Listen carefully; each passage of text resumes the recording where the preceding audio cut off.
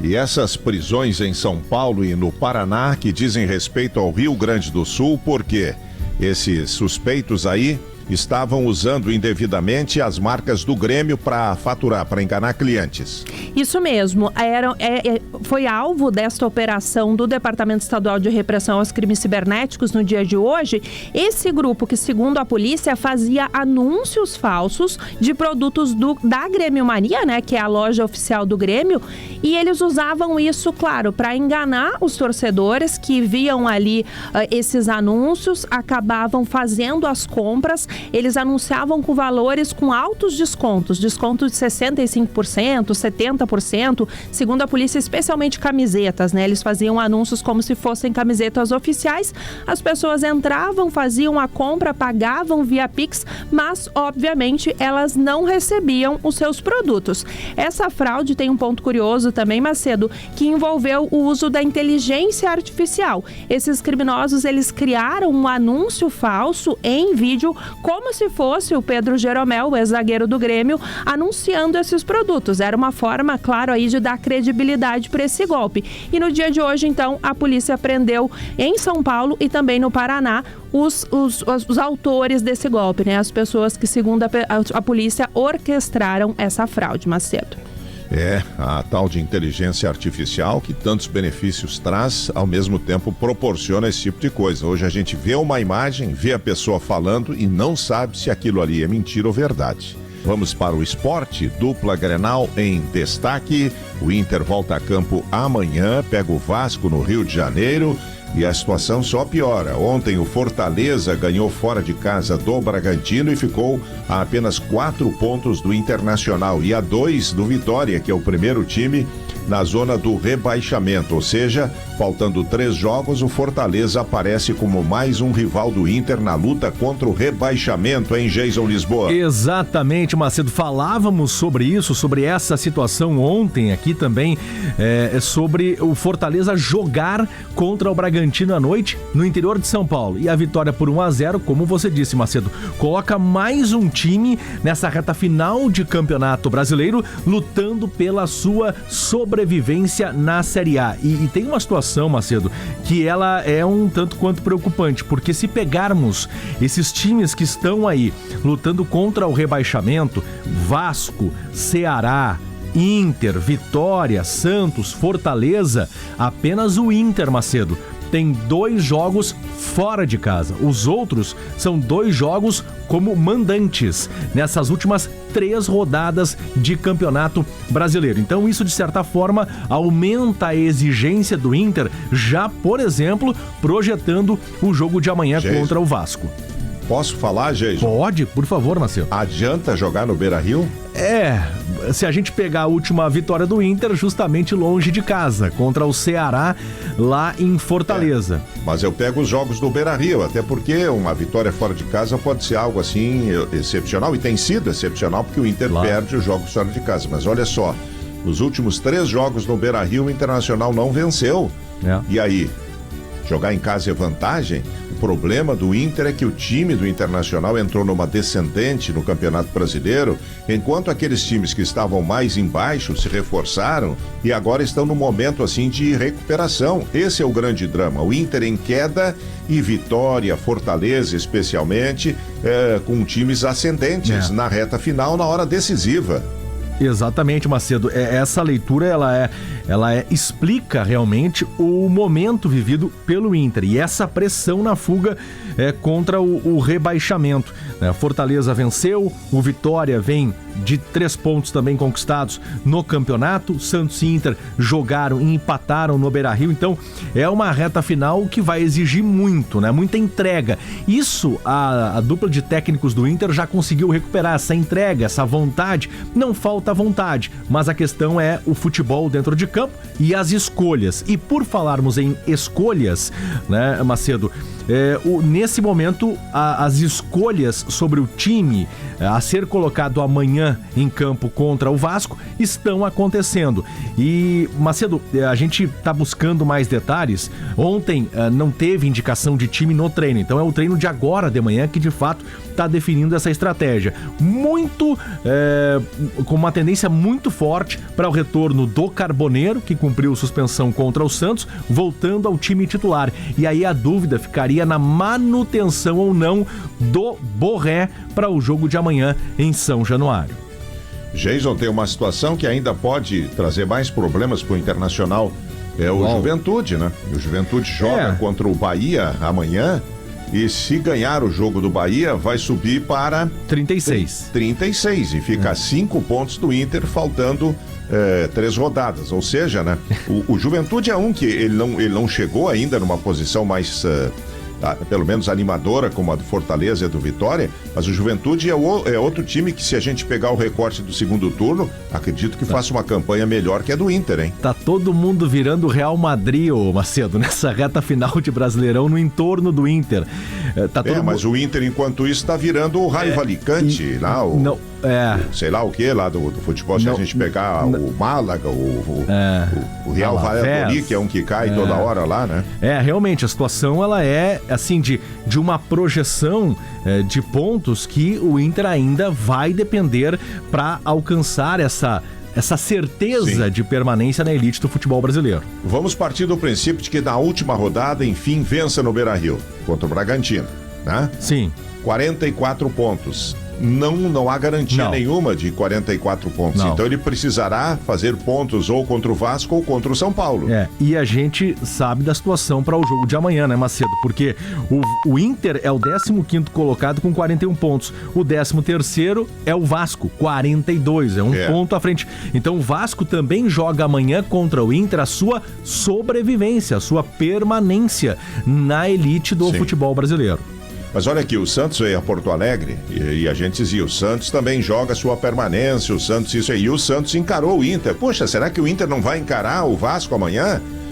Porque, de repente, só contar com resultados paralelos é óbvio que não vai adiantar, que vai ser rebaixado com base nisso, né? O Ramon e o Emiliano, o Ramon Dias, na última entrevista, ele foi muito claro. Ele disse, olha, em outras palavras, ele disse, não adianta mais futebol bonito, não vai ter isso nessa reta final. Algo que o Inter, inclusive, não apresentou na temporada. Então não vai ser agora que vai apresentar. Agora é hora do pragmatismo, agora é hora de vencer os jogos, pontuar da forma como for possível, como foi lá contra o Ceará no Castelão, onde o Inter conseguiu uma vitória, tendo um a mais em campo, mas teve dificuldades.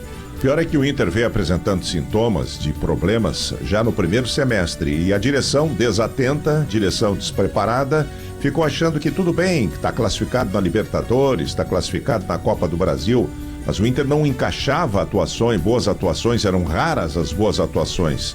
E aí sempre tinha uma explicação. O Roger era o rei da explicação, né? Chegou ao ponto de dizer que contra o Vitória, quando o Inter ganhou por 1-0, o gol do Tabata nos acréscimos no Beira-Rio, na volta da Copa do Mundo de clubes, que ali o time tinha descansado demais, né? Quando antes ele reclamava do cansaço para justificar os maus resultados. Enfim, e aí o Inter, além disso, se enfraqueceu.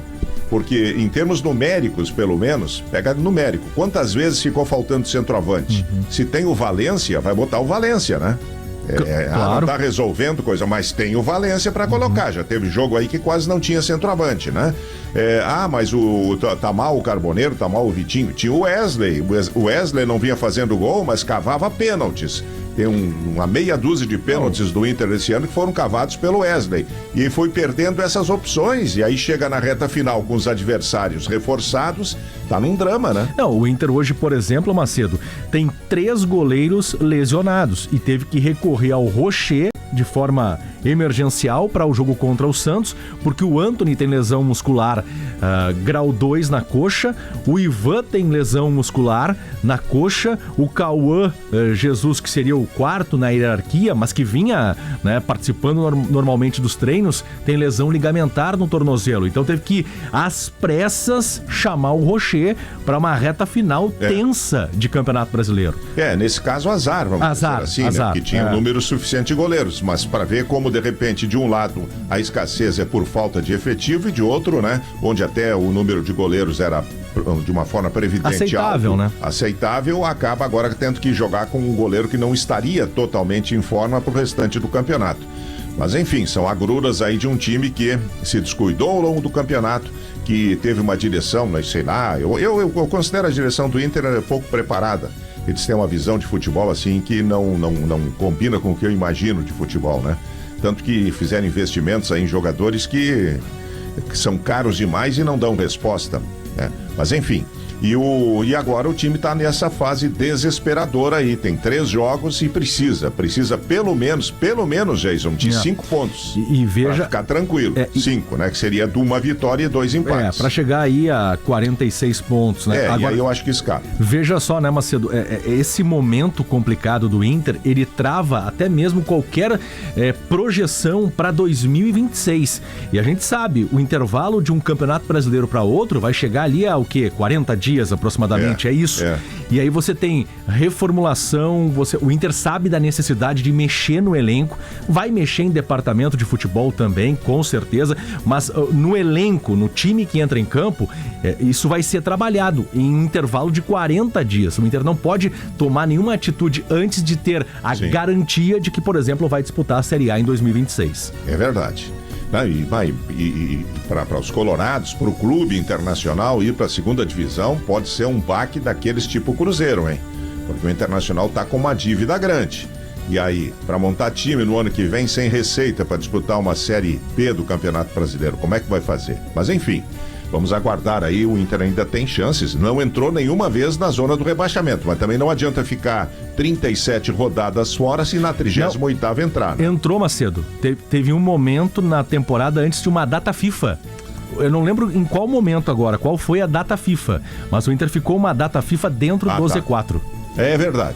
Acho que foi o próprio... Pode ser a do Vitória, o do jogo de retomada contra o... Pode ser. Porque perdeu a última partida que disputou antes do Campeonato Mundial e ficou... Exatamente, tem razão. Mas então, né, saiu daquela posição, chegou a livrar uma boa vantagem em relação a quem vinha de baixo, mas aí uma série de más atuações sucessivas aí fora de casa e também no Beira-Rio levam o Inter a essa situação preocupante agora. Valeu, obrigado, Jason Lisboa. Já o Grêmio conseguiu exatamente aquilo que dá tranquilidade de preparar a equipe para 2026, porque ao vencer o Palmeiras com 2 rodadas, a gente considera que foi 3 rodadas de antecedência, né? Era a terceira rodada antes do fim. O Grêmio está tranquilo aí para a reta final do Campeonato Brasileiro, até almeja algo mais, como por exemplo participar de uma fase inicial de Libertadores da América, caso o Campeonato Brasileiro vire G8, mas o fundamental, Simon, é que está garantido para 2026 e a partir de agora, em combinação aí, já que troca a direção no fim do ano, em combinação entre quem sai e entre quem entra, o Grêmio já pode tranquilamente projetar o seu ano na primeira divisão em 2026. O pontapé, né, Macedo, já sabendo que tende a permanecer na primeira divisão com esses 46 pontos que lhe dão a tranquilidade, muito difícil que isso mude e agora começa a sonhar com uma vaga na Sul-Americana e até mesmo, quem sabe, na própria Libertadores. Daí tem ainda condicional, tem que torcer depois para Cruzeiro ou Fluminense vencerem a Copa do Brasil. Ambos estão no G7, forçando a abertura de um G8 para ir para a famosa pré-Libertadores. Mas mesmo assim, o Grêmio vai tentar nessas 2 últimas rodadas somar o maior número de pontos possíveis. O próximo compromisso é na terça contra o Fluminense na Arena, o último jogo em casa nessa temporada, e depois enfrenta o já rebaixado Lanterna Sport em Recife. Então são jogos que o Grêmio imagina fazer 6 pontos e sonhar com G8, qualquer coisa com uma posição que lhe renda até mesmo uma premiação maior dentro do próprio Campeonato Brasileiro. E alguns temas, Macedo, a gente vem trabalhando muitas informações em relação a 2026. E aqui uma que eu posso adiantar: a troca da gestão ocorrerá no dia 8, logo depois do Campeonato Brasileiro. E daí, com a nova diretoria, o Grêmio vai avançar em alguns temas, sobre a permanência de Mano Menezes, que já esteve mais próximo, o desempenho do time é levado em consideração, o próprio parâmetro tem que ser debatido com o Mano Menezes. O Grêmio vai ter Paulo Pelaipe como seu executivo, mas o profissional ainda não tem a data da sua liberação do Cruzeiro, que está envolvido no próprio Brasileirão, sonha ainda com um título, é muito difícil, mas tem a Copa do Brasil como seu principal objetivo nessa conclusão de 2025, mas mesmo assim o Grêmio informalmente, Macedo, até pela boa relação que tem com o dono do Cruzeiro, né, o Pedro Lourenço, que tem uma boa relação com o Grêmio, já troca algumas informações sobre o planejamento de 2026. Mas efetivamente, Paulo Pelaipe, que vai dar andamento a alguns temas, como principalmente liberação de jogadores, o Grêmio trata como prioridade aliviar a sua folha salarial, que supera 20 milhões de reais. O Grêmio estima trabalhar com uma folha menor que isso, né, entre 12 e 13 milhões, talvez um pouco mais, um pouco menos para 2026. Então vai ter que enxugar a folha e essa é uma das primeiras missões de Paulo Pelaipe na sua chegada. Enquanto isso, nos bastidores, para esse jogo contra o Fluminense que eu mencionei há pouco, o Grêmio tem duas missões junto ao STJD e à CBF. Aliviar as penas de Kahneman e Marlon. Kahneman punido em um jogo, não pela expulsão, mas pelo que ele disse para a arbitragem na partida do jogo contra o Bragantino, tão polêmico, né? O Grêmio entende que a punição já foi cumprida e o STJD alega que a punição é adicional, não pela expulsão, mas pelas frases. Então o Grêmio tem um temor jurídico aí e vai consultar a CBF para ver se o Kahneman pode jogar essa partida. Pois é. Mas enfim, o Kahneman cumpriu um jogo de suspensão automática. Isso. Né? Essa é a questão. Mas aí eles estão considerando que esse jogo não vale porque é uma denúncia posterior. Poxa vida, aí é punir duas vezes quem já foi punido e injustamente punido. Se a gente levar em conta, lembra que o procurador do tribunal queria que o cartão vermelho do Kahneman fosse anulado, fosse suspenso, chegou a sugerir isso, o que acabou não sendo aceito pelo presidente do STJD. Mas, ora, se havia por parte do tribunal o entendimento de que aquele cartão contra o Bragantino foi injusto a ponto do procurador recomendar o cancelamento, a suspensão do cartão e, consequentemente, da automática, puxa vida, ele cumpriu aquela automática, ele cumpriu aquela suspensão. Exigir que ele cumpra mais um jogo seria puni-lo duplamente por algo que o próprio tribunal, através do seu procurador, considerou injusto, né? Pois é, Macedo, esse é o argumento do próprio Grêmio e por isso essa consulta à CBF nos próximos dias, a diretoria de competições, para verificar se o Grêmio não pode perder pontos. Se o Kahneman entra em campo, o Grêmio corre risco de perder 6 pontos. Imagina toda essa gordura para a zona de rebaixamento, vai pelo ralo. Então é uma questão que o Grêmio não quer se complicar e quer ter a garantia da CBF que pode utilizar o jogador. E o Marlon, que não foi expulso, mas esteve envolvido no pênalti no final da partida, reclamou da arbitragem, da CBF, fez algumas acusações e o tribunal puniu ele em 2 partidas. E o Grêmio tenta um efeito suspensivo para que ele tenha condições de jogar essas 2 últimas rodadas e até mesmo diminuir a pena depois do campeonato. Mas o STJD ainda não respondeu quanto a esses 2 casos. Então tá, valeu. Destaques do esporte aqui no Chamada Geral.